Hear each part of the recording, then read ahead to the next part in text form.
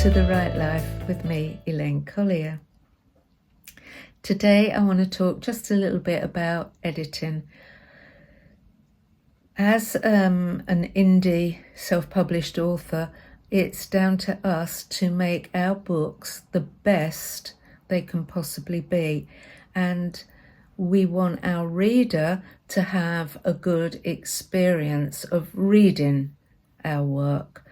Not only does the story have to be spot on, but grammar, typos, all of that need to be spot on as well. And naively, at the beginning of my journey, I thought, well, I could do that myself. I can save money on that, and yeah, I can spot an error. Oh, how wrong I was. It's incredible how many errors I fail to spot. And I read a piece of advice from somebody, a fellow indie author, that said, whatever else you save money on, never sacrifice going to a professional editor. And I'm so glad I didn't. Not only did my editor come up with all the typos and the grammatical errors and all of that I'd failed to spot for myself, she also finds holes in the plot. She would tell me that doesn't work, it's rubbish, or you can't do that because of that, or that is out of sequence, and all of this. And yes, she manages to turn my book into something much, much better than it originally was.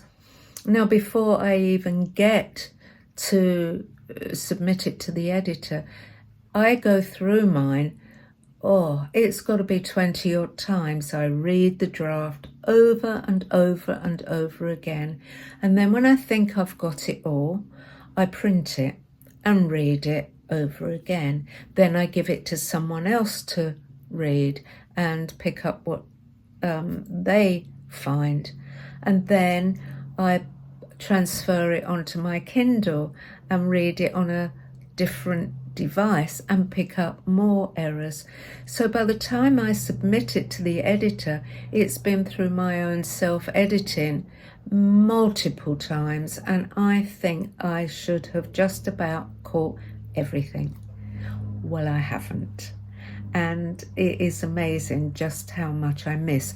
And I think as the writer, we know what we want to say. We know where our storyline is going, and we failed to see the holes and the gaps where we could possibly make it better. And our eyes are so used to reading these words that we assume that they're spelt correctly and the grammar is in the right place. Another good tip I've had is read your story out loud. And that might help with where you put your commas and all the rest of it. So, but I know that editing doesn't come cheap. It's an expense that if you're not a popular or well-known author, might take a long, long time to recoup the cost of that, if at all. But you've got to give yourself the best chance. And what I actually did was find an editor who I could work with and who took my manuscript in 3 stages. And with each stage, I paid for that stage. So for stage 1, pay the deposit to book her and then pay the balance when she sends it back. And then it's up to me when I want to submit the next read through. And that works for me. It's a way of budgeting for the whole editing process. So yes, my advice is please don't scrimp on your editing. Find someone you can work with, find somebody you can trust, and find somebody within your budget range.